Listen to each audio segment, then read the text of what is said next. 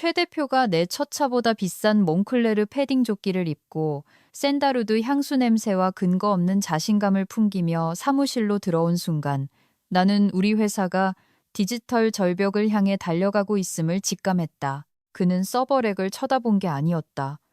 유리 파티션에 비친 자신의 라미네이트한 하얀 치아를 감상하고 있었다. 최 대표 같은 사람에게 IT 인프라란 건물의 기초가 아니었다. 그저 배관 공사 같은 거 섹시하지도 않고 눈에 보이지도 않으며 돈이 들어갈 때만 짜증나는 존재였다. 나는 냉각기 옆에 서서 팬이 돌아가는 소리에 묻혀가는 그의 파괴적 시너지에 대한 마케팅팀 연설을 듣고 있었지만 공기의 흐름이 바뀌는 것을 느낄 수 있었다. 날씨 탓이 아니었다. 임원실의 평균 지능 지수가 급격히 떨어지는 소리였다. 내 이름은 김수진이다. 나는 지난 8년 동안 변호사들이 양복 셔츠를 땀으로 적실 만큼 민감한 데이터를 다루는 이 SaaS 서비스형 소프트웨어 기업의 백엔드 총괄 팀장으로 일해왔다. 내일은 폭죽이 터지는 듯한 화려한 버튼 기능을 코딩하는 게 아니다. 1억만 명이 동시에 로그인할 때 이 디지털 바닥이 404 에러라는 지하실로 무너지지 않게 지탱하는 것이다. 나는 인터넷의 관리인이자 아반떼의 제트 엔진을 달아달라는 사람에게 그건 겉보기에만 멋있지 불가능하다고 말해주는 정비사다. 하지만 최 대표, 그 사람은 온몸이 제트 엔진인 사람이었다. 참고로 모닝커피를 마시며 기업이라는 기차가 슬로 모션으로 탈선하는 꼴을 구경하는 걸 좋아하신다면 구독과 좋아요를 눌러주시길. 알고리즘이 이 전문적인 재앙의 예술을 감상할 줄 아는 분들을 더 많이 찾아줄 테니까. 솔직히 말해서 내 노트북을 한강에 던져버리고 싶은 충동을 억누르고 이 글을 쓰게 만드는 유일한 동기부여이기도 하다. 고맙다. 문제는 언제나 그렇듯 사소하게 시작되었다. 폭발이 아니라 건너뛴 유지보수 티켓들의 연속이었다. 최 대표의 첫 번째 업무 지시는 개발팀의 군사를 빼는 것이었다. 그가 생각하는 군살이란 48시간마다 새로운 기능을 배포하지 않는 모든 사람이었다. 그는 데이터베이스 샤딩, 로드 밸런싱, 규정 준수 암호화를 담당하는 내 팀을 보며 잉여 인력이라고 판단했다. 우리는 안 돼요 부서였다. 그는 예스 부서를 원했다. 김 팀장님, 첫 면담 때 그가 실제로 일하는 사람들을 위해 인체공학적으로 설계된 내 의자에 거만하게 기대앉으며 말했다. 팀장님네 팀은 2018년에 갇혀 있는 것 같아요. 우리는 속도가 필요해요. 빠르게 움직이고 파괴해야 합니다. 나는 소중한 성물이라도 되는 양 머그잔을 꽉 쥐며 차분한 목소리로 대답했다. 최 대표님, 우리가 무언가를 파괴하면 우리 고객들은 금융기록을 잃게 됩니다. 우린 페이스북이 아니에요. 포춘 500대 기업 절반의 디지털 지갑을 우리가 쥐고 있습니다. 우리가 뭔가를 부수면 소송당해서 석기 시대로 돌아가게 될 겁니다. 그는 눈을 깜빡였다. 단어는 들었지만 의미는 처리하지 못한 소처럼 느리게. 알죠? 알아요. 규정 준수. 하지만 그 규정도 자동화합시다. 네? 제가 컨설턴트들을 좀 데려올 겁니다. 아주 에너지 넘치는 친구들이에요. 제 전 스타트업에서 같이 일했던 친구들인데 꽉 막힌 배관을 뚫어주는데 도 같은 친구들이죠. 배관을 뚫는다는 말은 테크업계 은어로 안전 밸브를 제거해서 오물이 더 빨리 흐르게 만든다는 뜻이다. 위장에서 차가운 덩어리가 뭉치는 기분이 들었다. 2016년 대규모 서버다운 사태 이후로 느껴보지 못한 감각이었다. 일요일 새벽 3시에 호출기가 울릴 것 같은 불길한 예감이었다. 일주일 뒤 컨설턴트들이 도착했다. 그들은 더 꽉 끼는 바지를 입고 이미 파산한 암호화폐 거래소 스티커가 덕지덕지 붙은 맥북을 들고 다니는 최 대표의 복제 인간들이었다. 그들은 시스템 아키텍처 지도나 문서를 요청하지 않았다. 그들은 바로 루트 권한을 요구했다. 보안 승인을 통과하기 전까지는 루트 권한을 드릴 수 없습니다. 내가 단호하게 말했다. 최 대표님이 전권을 주셨는데요. 그중 한 명, 아마 이름이 제이나 카일쯤 될 법한 녀석이 비웃으며 말했다. 최 대표님이 다리 치즈로 만들어졌다고 말할 수는 있겠죠. 하지만 IT 보안팀이 승인하기 전까지 당신들은 그저 손님입니다. 나는 내 등에 꽂히는 그들의 시선을 느끼며 돌아섰다. 내 등에 표적을 붙인 꼴이라는 걸 알았다. 나는 마찰이자 청산해야 할 구시대의 유물이었다. 그날 밤 새벽 2시 14분, 내 휴대폰이 진동했다. 전화가 아니었다. 메인 데이터베이스 클러스터에서 보내온 다급한 자동 경보였다. 높은 지연율, 패킷 손실 발생, 무언가가 대역폭을 갉아먹고 있었다.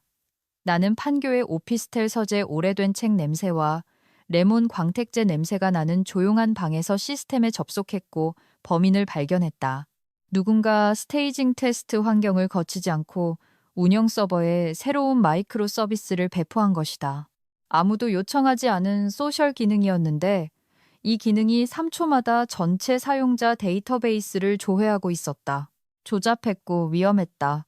그리고 오버라이드 코드에는 최 대표의 승인 서명이 붙어 있었다. 나는 프로세스를 강제 종료했다. 업데이트를 롤백시켰다.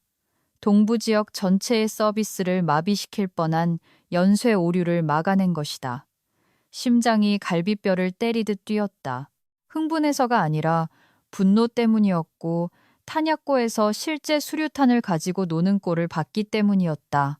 다음 날 아침 데일리 스탠드업 회의에서 최 대표는 환하게 웃으며 들어왔다. 새로운 소셜 기능 배포 아주 훌륭했어요, 여러분. 어젯밤 트래픽이 엄청나게 치솟았더군요.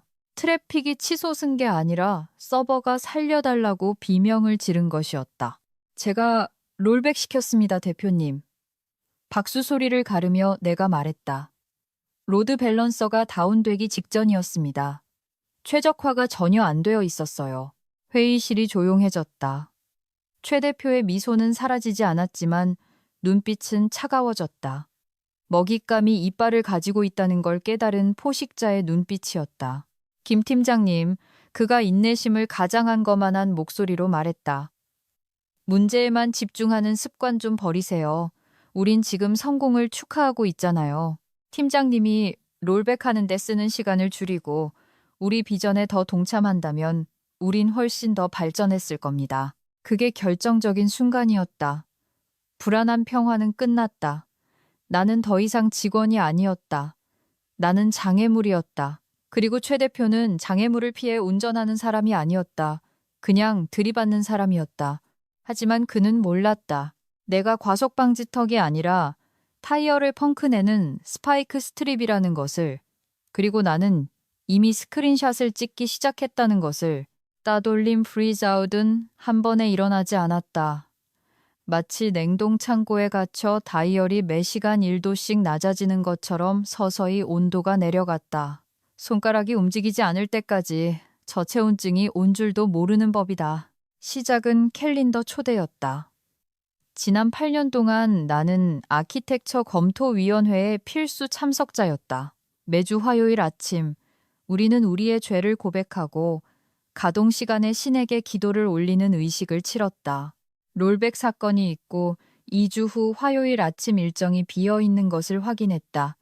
회의가 없었다. 나는 베이지색 벽지에 묻어가며 생존해온 소심한 PM 최 과장에게 메시지를 보냈다. 최 과장님, 이번 주 ARB 취소됐나요?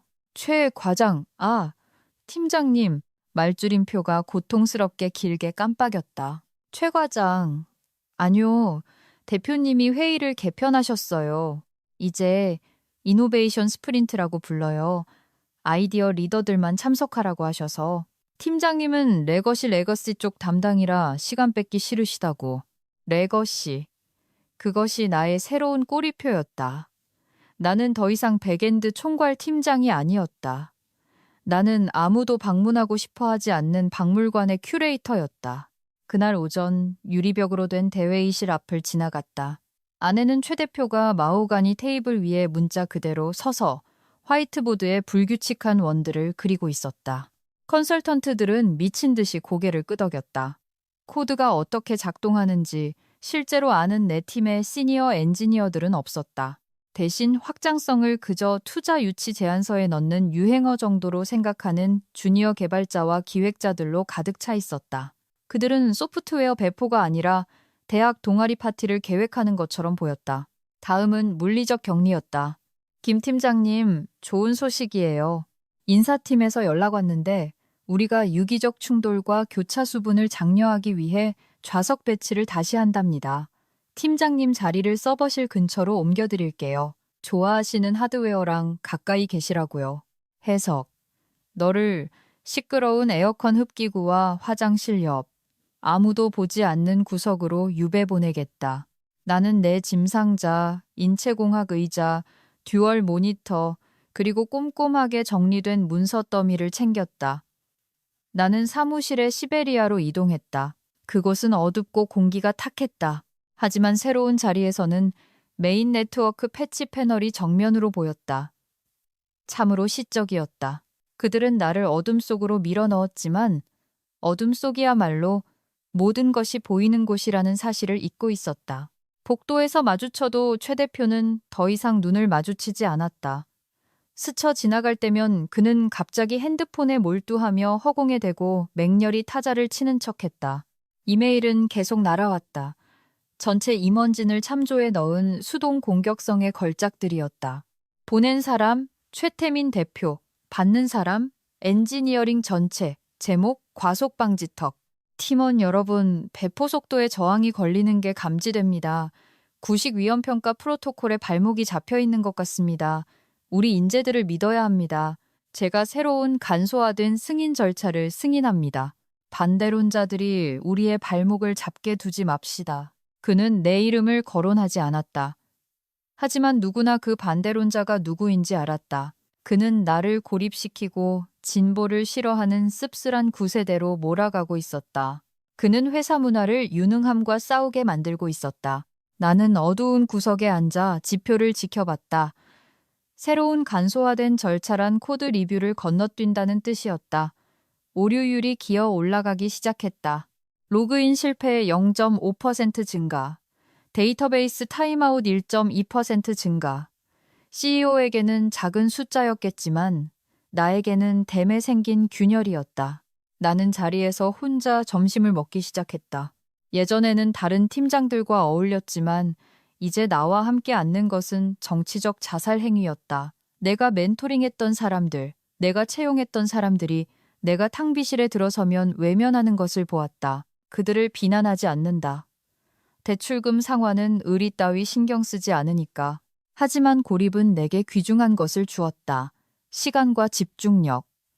회의에 초대받지 않았으니 최 대표가 AI 주도 시너지에 대해 떠드는 헛소리를 들을 필요가 없었다. 하루 8시간 동안 파고들 시간이 생겼다. 나는 최 대표의 애완견 같은 컨설턴트들이 밀어붙인 제3자 통합을 감사하기 시작했다. 어느 날 오후 청구서 하나를 발견했다. 듣도 보도 못한 클라우드 최적화 도구에 매달 5천만 원이 나가고 있었다. 공급업체 정보를 팠다. 3개월 전에 설립된 회사였다. 등록 주소는 델라웨어의 사서함. 이 업체의 CEO는 체드이라는 작자였는데 우연히도 최 대표의 대학 동아리 페이스북 사진에 자주 등장하는 인물이었다.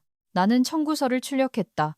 인사팀이나 감사팀으로 달려가지 않았다. 인사팀은 회사를 위해 일하고 지금 그 회사는 최 대표의 것이었니까. 나는 종이를 접어 가방에 넣었다. 팀장님, 고개를 들었다. 입사한 지 1년 차인 주니어 개발자 이준호였다.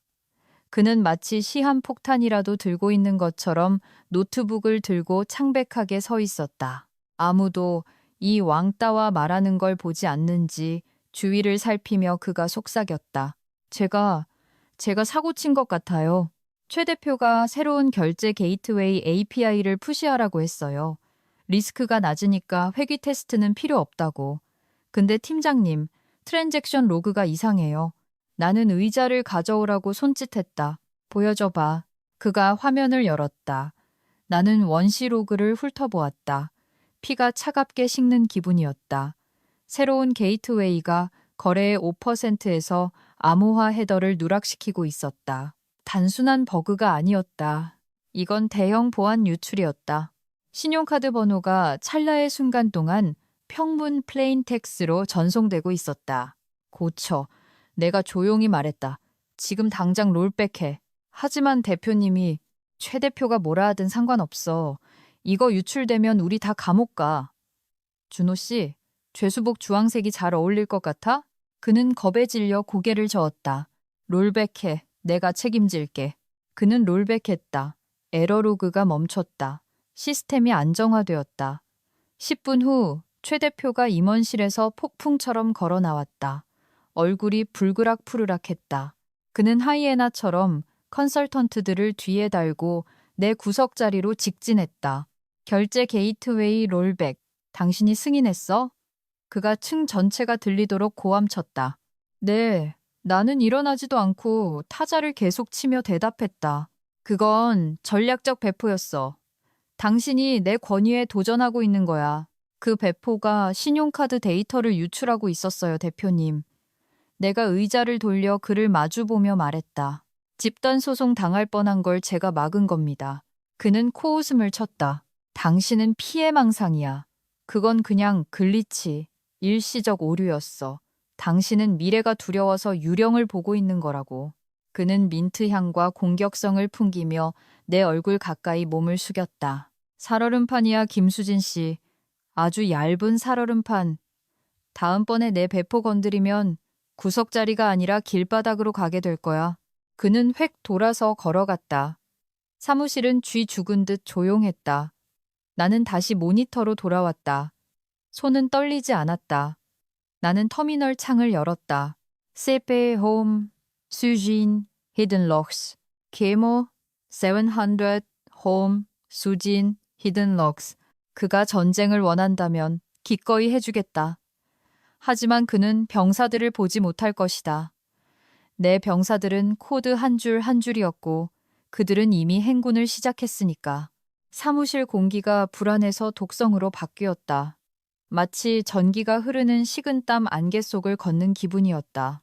롤백 사건은 최 대표를 화나게 한 것뿐만 아니라 그에게 망신을 주었다. 최 대표 같은 남자들은 망신을 치명상으로 여기고 목격자를 파괴해야만 치유될 수 있다고 믿는다.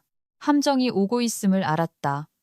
기업 생활을 오래 하다 보면 제거 작업의 리듬을 배우게 된다. 퇴직금과 실업급여 청문회가 따르는 직접 해고는 절대 먼저 하지 않는다.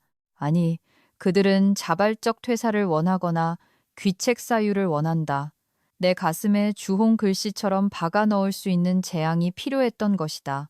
그날은 목요일에 찾아왔다. 목요일은 겁쟁이들이 재앙을 일으키기 좋은 날이다. 금요일 하루 동안 말을 꾸며내고 주말 동안 사람들의 분노가 가라앉기를 기다릴 수 있으니까. 최 대표는 긴급 프로덕트 회의를 소집했다. 당연히 나는 초대받지 못했지만 우리 사무실 벽은 유리였고 에어컨 배관을 통해 소리는 잘 전달된다. 그들은 오후 2시에 AI 고객 비서를 출시할 예정이었다. 나는 이 비서의 코드를 알고 있었다. 내 접근 권한이 축소되기 전에 초기 풀 리퀘스트를 검토했었으니까. 그건 급하게 짜깁기한 껍데기에 불과했고 제네릭 언어 모델을 씌워놓았을 뿐 데이터베이스 쿼리 제한에 대한 안전장치가 전무했다. 기본적으로 고객이 보색에 지난 10년 동안의 내 거래 내역을 전부 보여줘라고 묻는다면 봇은 즉시 그걸 수행하려고 들 것이다. 모든 고객에 대해서 말이다. 나는 서버 부하를 확인했다. 지난달 최적화되지 않은 소셜 기능 때문에 이미 용량의 75%가 차 있었다. 오후 1시 55분. 나는 발리의 안식년을 떠나 아마 메일함 따위 보고 있지도 않을 CTO와 법무팀장을 참조해 넣고 최 대표에게 이메일을 보냈다. 제목, 긴급 경고 AI 배포 관련.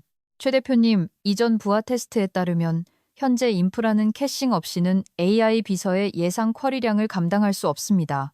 백엔드가 완전히 잠길 위험이 있습니다. 읽기 전용 복제본을 확장할 때까지 배포를 연기할 것을 강력히 권고합니다.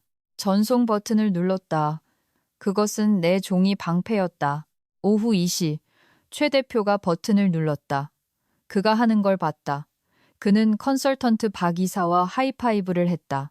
샴페인을 터뜨렸다. 오후 2시 3분, 내 보조 모니터의 대시보드가 초록색에서 노란색으로 변했다. 2시 5분, 빨간색으로 변했다.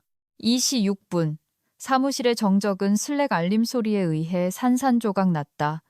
공손한 띵 소리가 아니었다. 수천 명의 사용자가 500이 배드 게이트웨이를 신고하며 쏘아대는 기관총 소리였다. 사이트가 다운됐다. 완전히. 나는 손을 깔고 앉았다. 이 부분이 가장 힘들었다.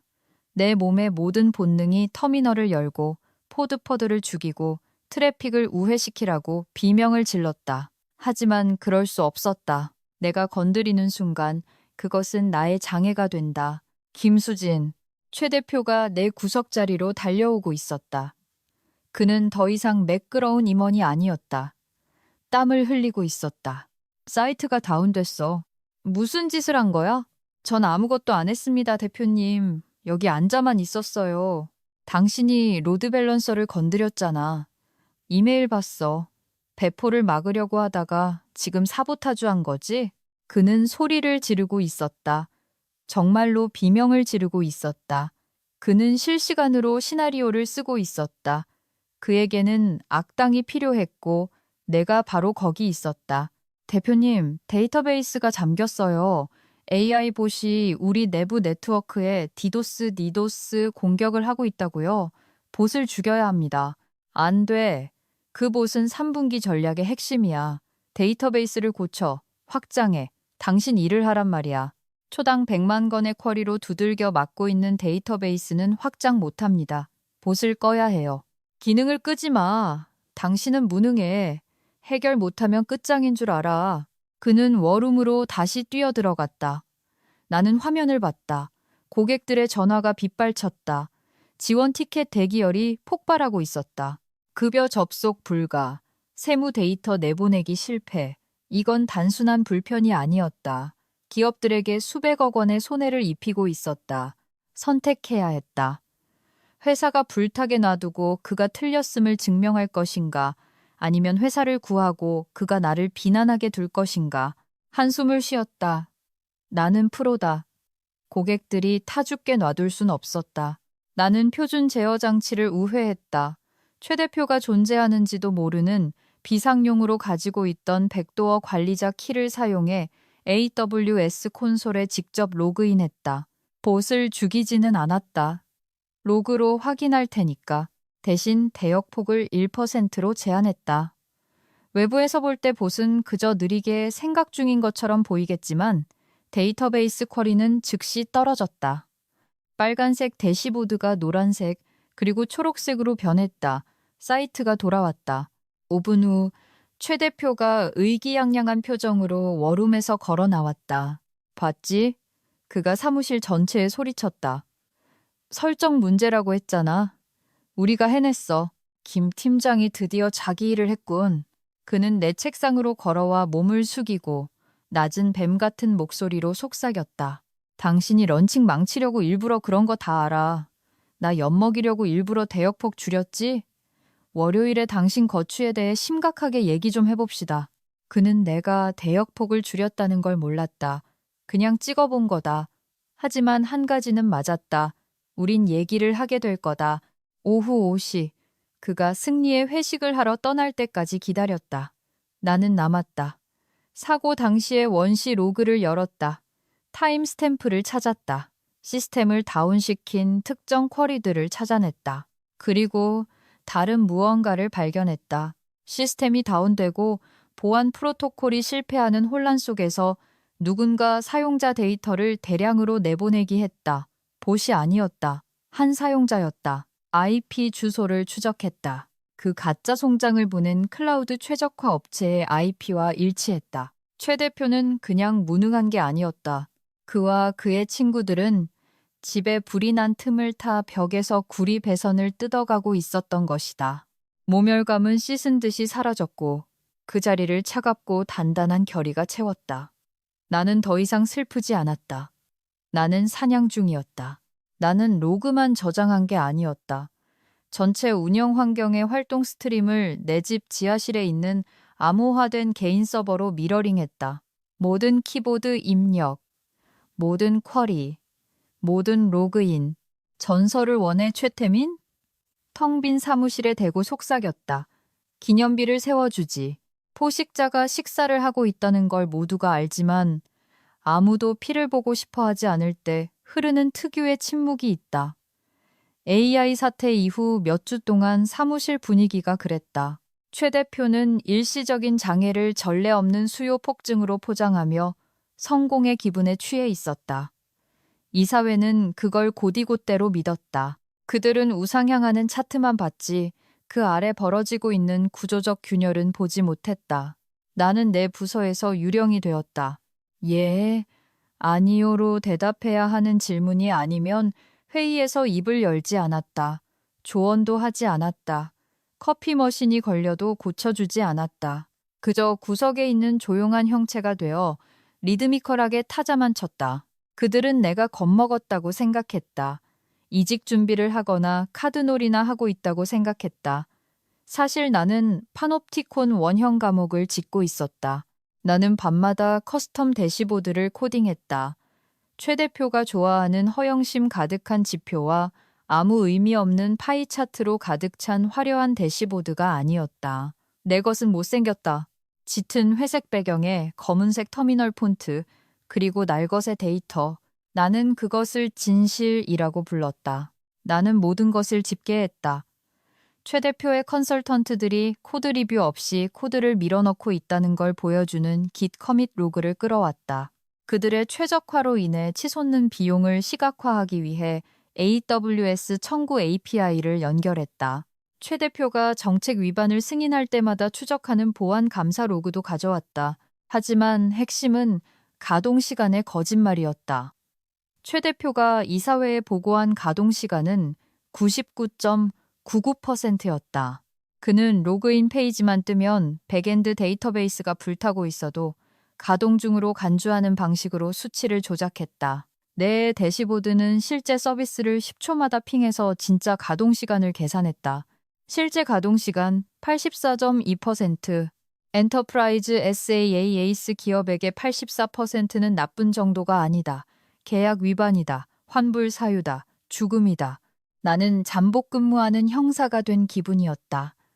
식은 커피를 마시며 용의자가 사막에 구멍을 파는 걸 지켜보는 기분.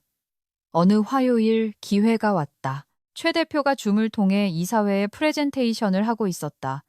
그는 대회의실에 있었고 나는 내 책상에서 열린 문틈으로 엿듣고 있었다. 그는 자기 목소리가 울리는 걸 좋아했다. 보시다시피 최 대표가 쩌렁쩌렁하게 말했다. 새로운 아키텍처로의 전환은 매끄럽습니다. 레거시 유지보수 부문의 인건비를 절감했고 그건 나를 말하는 거였다. 그 예산을 AI 성장에 재배치했습니다. 나는 내부 네트워크 트래픽에 접속했다.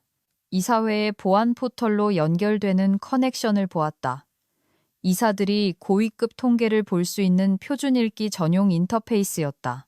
아이디어가 떠올랐다. 위험하고 커리어를 끝장낼 수도 있는 아이디어. 그냥 말해서는 안 된다. 그들은 믿지 않을 것이다. 나는 불만 품은 직원이고 최 대표는 황금소년이니까 그들이 직접 봐야 했다. 나는 스크립트를 짰다. 간단한 패킷 인젝션 스크립트였다. 이사회 대시보드로 데이터를 보내는 엔드포인트를 찾았다.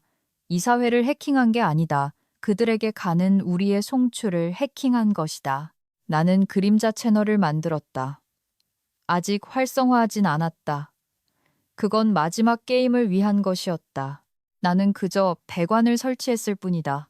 트리거가 당겨지면 최 대표의 가짜 차트를 나의 진실 대시보드로 바꿔치기 할 잠자고 있는 작은 코드 한 줄, 로컬에서 테스트했다. 완벽했다. 키 입력 한 번이면 환상은 깨진다. 김 팀장님, 깜짝 놀랐다. 인사팀 신이사였다. 기분이 좋아 보이지 않았다. 손에는 클립보드를 들고 있었다. 잠깐 얘기 좀 하죠. 나는 즉시 화면을 잠갔다. 네, 이사님. 우리는 창문 없는 작은 방으로 갔다. 신이사는 앉지 않았다. 보고가 좀 들어왔어요. 그녀는 내 눈을 피하며 말했다. 태도 문제, 부정적인 성향, 변화에 대한 저항. 최 대표님은 팀장님이 회사의 새로운 비전과 정렬되지 않는다고 느끼세요. 지난주 목요일에 데이터베이스 붕괴 막은 게 비전과 정렬되지 않은 건가요? 회사를 살리는 게요? 그거요. 그녀가 펜으로 나를 가리켰다. 그 말투, 전투적이잖아요. 우리는 팀장님을 성과 향상 계획 대상자로 지정합니다. 빕? 기업에서 내리는 사형 선고의 키스. 소송당하지 않고 자르기 위해 필요한 공식적인 서류 작업. 실패하도록 설계된 불가능한 목표들의 리스트. 그렇군요. 나는 침착했다. 이상하게도 침착했다. 목표가 뭡니까? 협업 점수를 50% 향상시킬 것. 새로운 팀을 위해 레거시 시스템을 완벽하게 문서화할 것. 그리고 금요일까지 컨설팅 그룹의 관리자 루트 권한 이양을 서명할 것. 그거였다. 확인 사살. 그들은 왕국의 열쇠를 원했고 나를 밀어버리기 전에 내 손으로 내 무덤을 파길 원했다. 이거 서명하면 내가 물었다. 고용은 보장되나요? 올바른 방향으로 가는 단계죠. 신이사가 얇은 입술로 가짜 미소를 지으며 말했다. 서명하겠습니다. 내가 말했다. 신이사는 놀란 눈치였다. 싸움이나 눈물을 기대했을 것이다. 나는 서류에 서명했다. 문서화 준비해 놓겠습니다. 나는 책상으로 돌아왔다. 그들은 쥐를 구석에 몰아넣었다고 생각했다. 방화범에게 성냥갑을 쥐어줬다는 사실은 모른 채 컨설턴트들에게 루트 권한을 주는 건 시스템 자살 행위였다. 일주일 안에 박살날 것이다. 하지만 그게 내가 필요한 타임라인이었다. 나는 자리에 앉아 터미널을 열었다. 진실 대시보드를 업데이트했다. 새로운 위젯을 추가했다. 치명적 오류까지 카운트다운. 컨설턴트들의 코드 퀄리티를 고려했을 때 시스템이 복구 불가능한 데이터 손상 사태를 막기까지 약 6일 정도 남았다고 추산했다. 이사회 회의는 5일 뒤였다. 무대 위에서 죽을 수 있을 만큼만 환자를 살려두면 됐다. PIP에 서명하는 순간 내 머릿속의 카운트다운 시계가 비밀 대시보드의 시계와 동기화되어 째깍거리기 시작했다. 하지만 나의 겉보기 항복에 고무된 최 대표는 속도를 높이기로 결심했다. 그는 나를 관리하는 걸 넘어 거세시키고 싶어 했다. 수요일 아침, 대망의 이사회 회의 이틀 전, 메인 감독 콘솔에 로그인을 시도했다. 접근 거부됨. 비상용 관리자 계정을 시도했다. 접근 거부됨. 나는 깜빡이는 커서를 응시했다. 그가 내 권한을 일찍 박탈했다. PIP 잉크가 마르기도 전에 계약을 위반한 것이다. 저기요. 등 뒤에서 목소리가 갈라졌다. 또 준호 씨였다. 48시간 동안 한숨도 못 잔 얼굴이었다. 눈가는 붉게 충혈되어 있었고 생명줄이라도 되는 양 핫식스를 꽉 쥐고 있었다. 팀장님 제가 못 고치겠어요. 그가 속삭였다. 뭘요 준호 씨. 복제 지연이요. 컨설턴트들이 그 박 이사가 동기화 설정을 바꿨어요. 최 대표님 데모 준비 때문에 실시간 분석이 필요하다면서 안전 버퍼 세프티 버퍼스를 껐어요. 심장이 쿵 내려앉았다. 안전 버퍼는 이유가 있어서 존재하는 거다. 그게 없으면 메인 데이터베이스에서 글리치가 발생할 때 백업까지 즉시 오염된다. 퓨즈가 못생겼다고 다이너마이트에서 퓨즈를 뽑아버린 꼴이다. 준호 씨, 버퍼가 꺼져 있으면 쓰기 오류 하나가 모든 클러스터에 영구적으로 적용돼요. 되돌려야 해요. 못해요.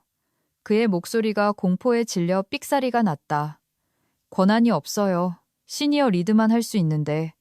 팀장님 계정이 잠겼잖아요. 최 대표의 유리 사무실을 쳐다봤다. 그는 책상 위에 발을 올리고 박 이사와 스펀지 공을 던지며 웃고 있었다. 그들은 완전한 통제를 축하하고 있었다. 내 간섭을 막기 위해 나를 가뒀다. 그리고 그렇게 함으로써 출구 없는 불타는 건물 안에 스스로를 가둬버렸다. 말은 해봤어요? 내가 물었다. 해봤죠. 박 이사가 저보고 쫄보라고 하면서 지연은 마음가짐의 문제래요. 지연은 마음가짐의 문제라니. 헛웃음이 나올 뻔했다. 너무 터무니없이 멍청해서 풍자 소설에나 나올 법한 대사였다. 좋아요, 준호 씨. 내 말 잘 들어요. 자리로 돌아가서 방금 나한테 말한 모든 내용을 이메일로 정리해요.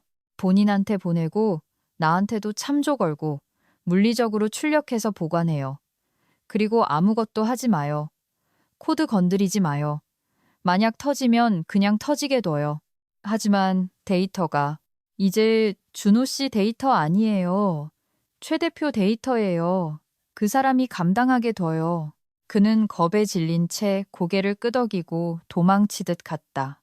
나는 무력하게 앉아 있었다. 8년 만에 처음으로 시스템을 구할 수 없었다. 내 사설 진실 대시보드를 지켜봤다. 지표들이 비명을 지르고 있었다. 복제 지연이 기하급수적으로 늘어났다. 2초, 5초, 30초. 시스템이 해리되기 시작했다. 부산의 사용자는 5분 전 데이터를 보고 있었고 서울의 사용자는 아직 동기화되지 않은 데이터를 덮어쓰고 있었다. 조용한 데이터 오염이었다. CFO가 엑셀 파일을 열어보고 10억 원이 빈다는 걸 깨닫기 전까지는 아무도 모르는 종류의 재앙. 그때 전화가 울렸다. 내 책상 전화가 아니었다. 내 개인 휴대폰이었다. 김수진 씨입니까? 굵고 낯선 목소리였다. 이사회 강 회장입니다. 최 대표가 보낸 분기 보고서 미리 보기에서 좀 이상한 점이 보여서요. 우리 쪽 데이터 렌더링 문제라는데 사실입니까? 심장이 멈췄다. 이사회 멤버, 그것도 회장이 직원에게 직접 전화를? 절대 없는 일이다. 최 대표가 어지간히도 말을 돌려댔나 보다. 강 회장님, 목소리가 떨리지 않게 가다듬었다.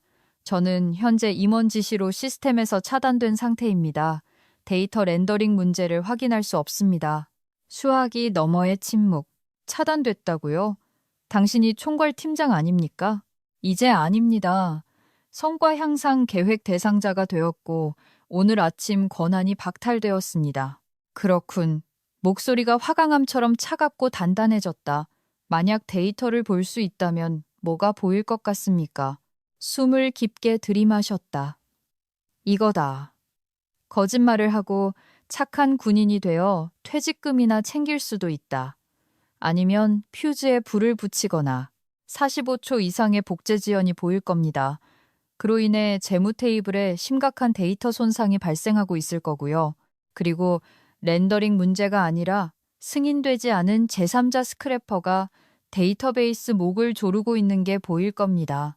또다시 침묵. 이번엔 더 길었다. 내일 전사회의에 나오세요, 김수진 씨. 초대받지 못했습니다, 회장님. 지금 초대합니다. 전화가 끊겼다. 휴대폰을 내려놓았다. 손이 아주 조금 떨렸다. 두려워서가 아니었다. 아드레날린 때문이었다. 화면을 봤다. 접근 포인트가 딱 하나 남아 있었다. 그들은 내 시스템 관리자 권한은 뺏었지만 사내 방송 시스템은 잊고 있었다.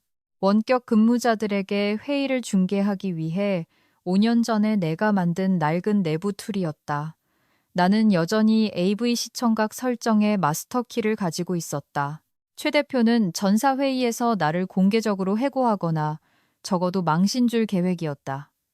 쇼를 원했다. 그가 원하는 쇼를 보여주기로 했다. 오후 내내 스크립트를 준비했다. 이사회 대시보드만 리디렉션 하는 게 아니었다. 프레젠테이션 전체를 납치할 생각이었다. 옷이 정각에 짐을 쌌다. 나가면서 최 대표와 눈이 마주쳤다. 그는 비릿하게 웃으며 손으로 목을 긋는 신욕을 하더니 낄낄거렸다. 나는 그에게 진심으로 따뜻하게 웃어주었다. 그는 당황한 표정이었다. 웃음을 멈췄다. 그는 공포를 느꼈어야 했다. 전사회의 전날 밤 잠을 이루지 못했다. 아파트에서 모니터 불빛만이 조종석처럼 방을 비추고 있었다. 시뮬레이션을 돌렸다. 이걸 실행하면 되돌릴 수 없다. 이건 단순한 내부 고발이 아니었다. 코드로 무대화된 기업 쿠데타였다. 스크립트를 마지막으로 확인했다. 단순함이 우아함이었다. 최 대표의 프레젠테이션은 웹 기반 슬라이드 플랫폼에서 돌아갔다. 회사는 라이브 스트리밍 중 끊김없는 재생을 위해 로컬 캐싱 서버를 사용했다. 내가 몇 년 전 AV 시스템 유지 보수, 크론잡에 심어둔 스크립트, 지나친 엔지니어링 습관이 드디어 빛을 발했다는 Q3 재무 슬라이드가 트리거되는 순간을 감지하도록 되어 있었다. 슬라이드 14번 매출 성장 JPG를 로딩하는 대신 프로젝터와 라이브 스트리밍이 내 진실 대시보드에 실시간 피드를 가져오도록 강제할 것이다. 디지털 눈속임이었다. 아침 8시에 사무실에 도착했다. 공기가 찌릿했다. 하지만 잘못된 방향이었다. 토네이도가 착륙하기 전의 공기였다. 혁신, innovation. 컨설턴트들은 D스룹 BP라고 적힌 브랜드 후드티를 입고 하이파이브를 하고 있었다. 내 팀, 레거시 엔지니어들은 장례식에 온 사람들 같았다. 최 대표는 아침 식사 케이터링을 주문해놨다. 샌드위치, 과일, 고급 커피, 최후의 만찬 분위기였다. 그는 커피 머신 근처에서 거들먹거리고 있었다. 중요한 날입니다, 여러분. 그가 쩌렁쩌렁하게 외쳤다. 오늘 우리는 페이지를 넘깁니다. 죽은 무게를 털어내고 발사합니다. 죽은 무게라고 말할 때 그는 정확히 나를 쳐다봤다. 나는 블랙커피를 따랐다. 샌드위치는 집지 않았다. 구석에 있는 내 책상으로 갔다. 숨겨둔 터미널 창에서 AV 제어 패널을 열었다. 상태 온라인, 트리거, 준비됨. 오전 9시 50분, 전 직원이 메인 아트리움에 모였다. 수백 명의 원격 근무자들이 스트리밍에 접속했다. 이사회 이사들은 거대한 메인 스크린에 접속해 있었다. SF 영화의 재판관들처럼 그들의 얼굴이 둥둥 떠 있었다. 나에게 전화했던 강 회장이 보였다. 그는 카메라를 보지 않고 아래에 있는 노트를 보고 있었다. 최 대표가 무대에 올랐다. 헤드셋 마이크를 차고 있었다. 스테로이드를 맞은 TED 강연자 같았다. 환영합니다, 팀원 여러분, 이사회 여러분. 최 대표가 무대를 서성거렸다. 6개월 전 제가 합류했을 때 저는 혁명을 약속했습니다. 군사를 빼고 현대화하고 과거의 거미줄을 걷어내겠다고요. 그가 리모컨을 눌러 슬라이드를 넘겼다. 뒤쪽 스크린에 로켓 사진이 번쩍였다. 그리고 우리는 해냈습니다. 저항에도 불구하고 그는 극적인 효과를 위해 뜸을 들였다. 변화를 두려워하는 자들의 사보타주에도 불구하고 우리는 기록적인 효율성을 달성했습니다. 그는 독백을 즐기고 있었다. 아주 신이 났다. 나는 맨 뒷줄 의자에 앉아 무릎 위에 노트북을 펴고 있었다. 그저 메모를 하는 무해한 직원처럼 보였다. 하지만 숫자를 보기 전에 최 대표가 목소리를 낮춰 진지한 톤으로 말했다. 책임에 대해 짚고 넘어가야 합니다. 최근 기술적인 문제들이 있었습니다. 중단, 속도, 저하, 그리고 우리는 근본 원인을 찾아냈습니다. 그가 다음 슬라이드를 클릭했다. 내 팀의 조직도 사진이었다. 내 이름에 빨간 동그라미가 쳐져 있었다. 레거시 총괄팀 최 대표가 스크린을 가리켰다. 적응 거부, 구식 프로토콜에 대한 끈질긴 고집. 오늘 저는 즉각적인 구조조정을 발표합니다. 총괄 부서는 해체되며 우리의 전략적 파트너인 클라우드 웁스 팀으로 대체됩니다. 방 안에서 웅성거림이 들렸다. 그는 무대 위에서 생방송으로 부서 전체를 해고하고 있었다. 심장이 미친 듯이 뛰었지만 손은 흔들리지 않았다. 자, 최 대표가 상어처럼 웃었다. 피냄새를 맡은 것이다. 이제 우리의 새로운 전략 결과를 봅시다. 숫자는 거짓말을 하지 않으니까요. 그가 리모컨을 들었다. 여러분께 Q3 지표를 공개합니다. 그가 클릭했다. 나는 엔터를 쳤다. 최 대표는 서버 비용 20% 절감과 99.9% 가동 시간을 보여주는 막대 그래프를 기대했을 것이다. 하지만 200인치 스크린에 뜬 것은 그게 아니었다.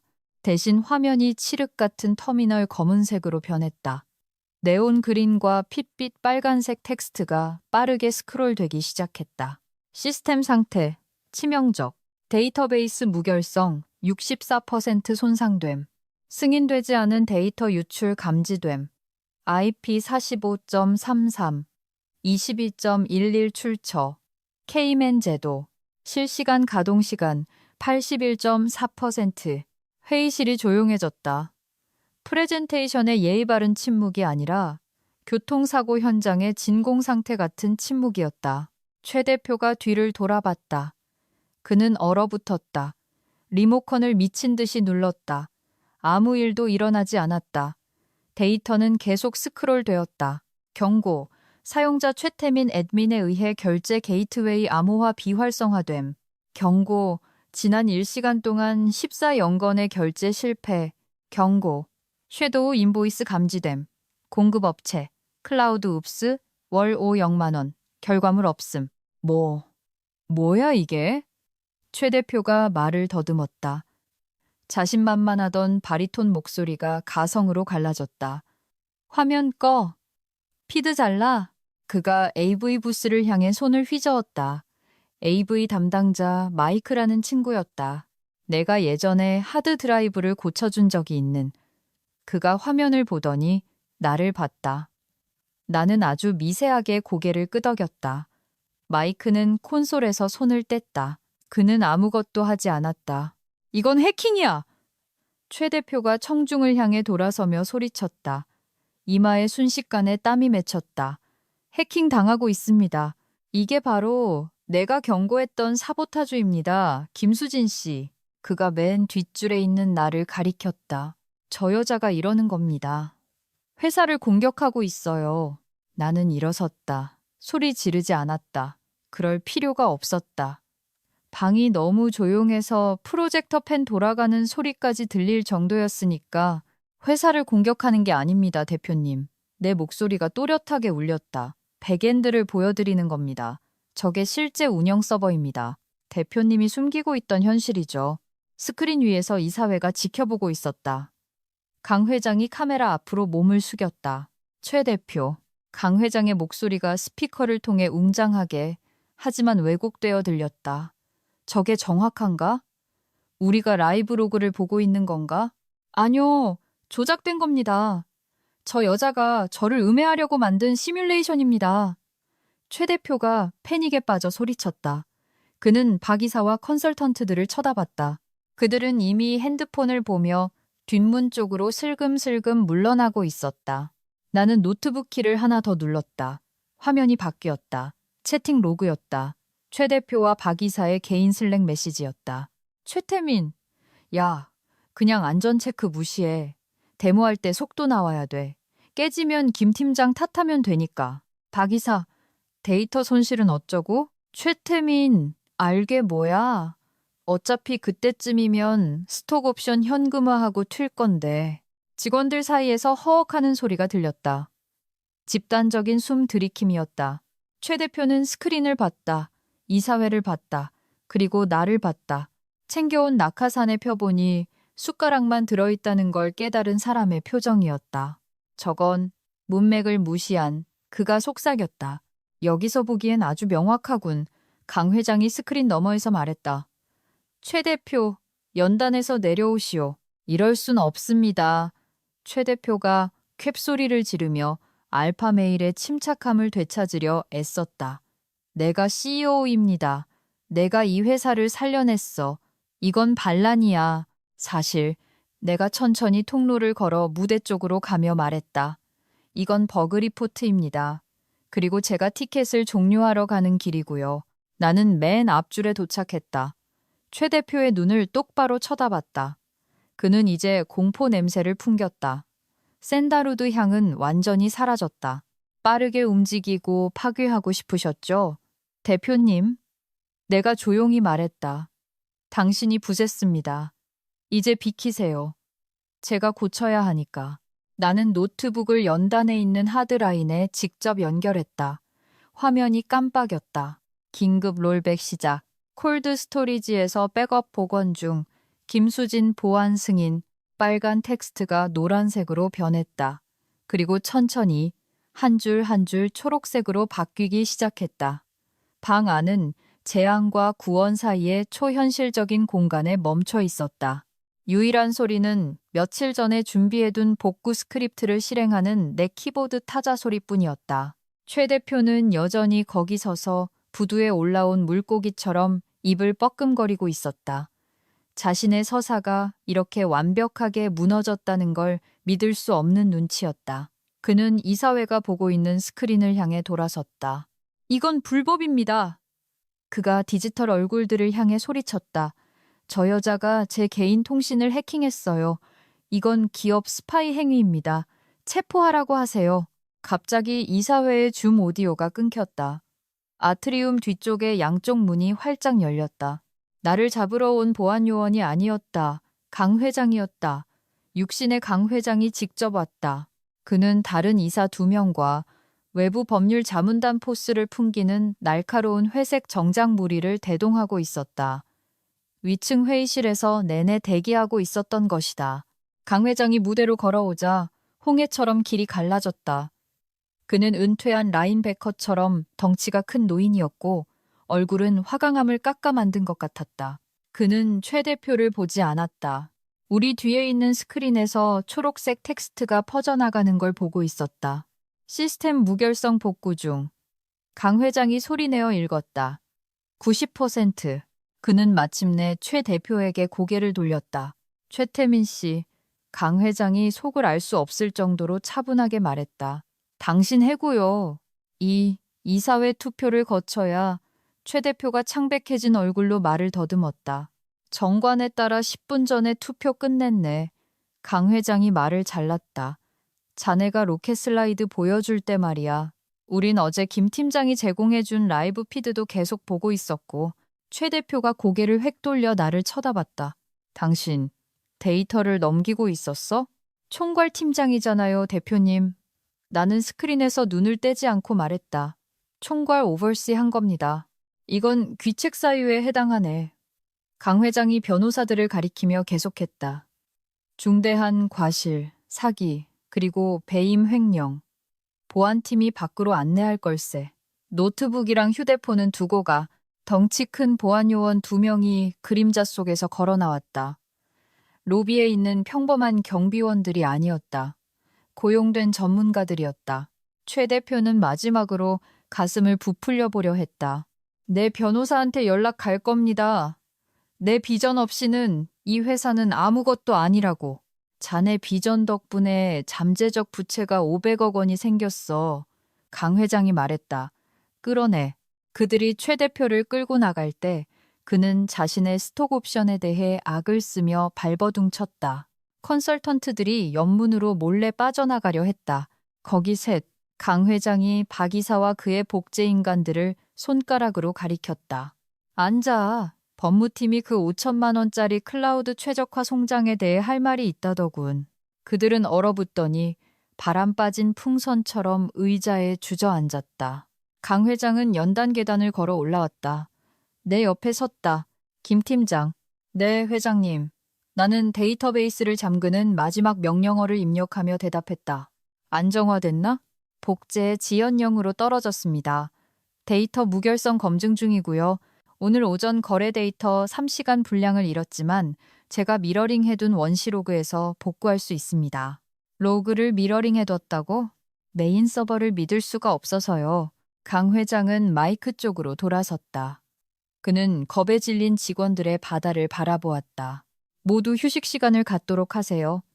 가서 커피도 마시고 산책도 하고 전사회의는 끝입니다. 오후 2시에 경영진 구조 개편에 대한 업데이트로 다시 소집하겠습니다. 하지만 지금은 그가 내 어깨에 손을 올렸다. 무겁고 따뜻했다. 김 팀장이 할 일이 좀 있으니 일하게 둡시다. 방이 터져나갔다. 예의상치는 박수가 아니었다. 함성이었다. 지난 6개월 동안 괴롭힘 당하고 무시당했던 엔지니어들, 지원부서 직원들이 환호하고 있었다. 주니어 개발자 준호 씨는 실제로 울고 있었다. 나는 손을 흔들지도 인사를 하지도 않았다. 그저 가슴을 짓누르던 거대한 무게가 사라지는 걸 느꼈다. 감사합니다, 회장님. 내가 속삭였다. 나한테 고마워할 거 없어. 강 회장이 나만 들을 수 있게 중얼거렸다. 자네가 방금 내 노후 자금을 살렸으니까. 자, 이제 이 난장판 좀 수습해줘. 다음 날 아침, 사무실 공기가 달라졌다. DIS 럽트 포스터들은 밤새 청소 용역 업체가 떼어갔다. 에스프레소 머신은 다시 작동했다. 자리에 앉기도 전에 내가 먼저 고쳐놨으니까. 내 책상. 출근해보니 메인 파트에 있던 내 원래 책상이 돌아와 있었다. 인체공학 의자, 듀얼 모니터, 모든 것이 어두운 구석에서 나와 제자리를 찾았다. 누군가 뭔가를 추가해 놓았다. 꽃병 하나와 방화벽에 붙은 포스트잇. 감사합니다. 팀원 일동. 나는 자리에 앉아 커피를 한 모금 마셨다. 블랙. 승리의 맛이었다. 사내 위키는 이미 업데이트되어 있었다. 이노베이션 스프린트 페이지는 삭제되었다. 시스템 투명성이라는 새로운 섹션이 생겼고 내 이름이 임시 CTO 최고 기술 경영자로 올라와 있었다. 타이틀을 원하는지는 확신이 없었다.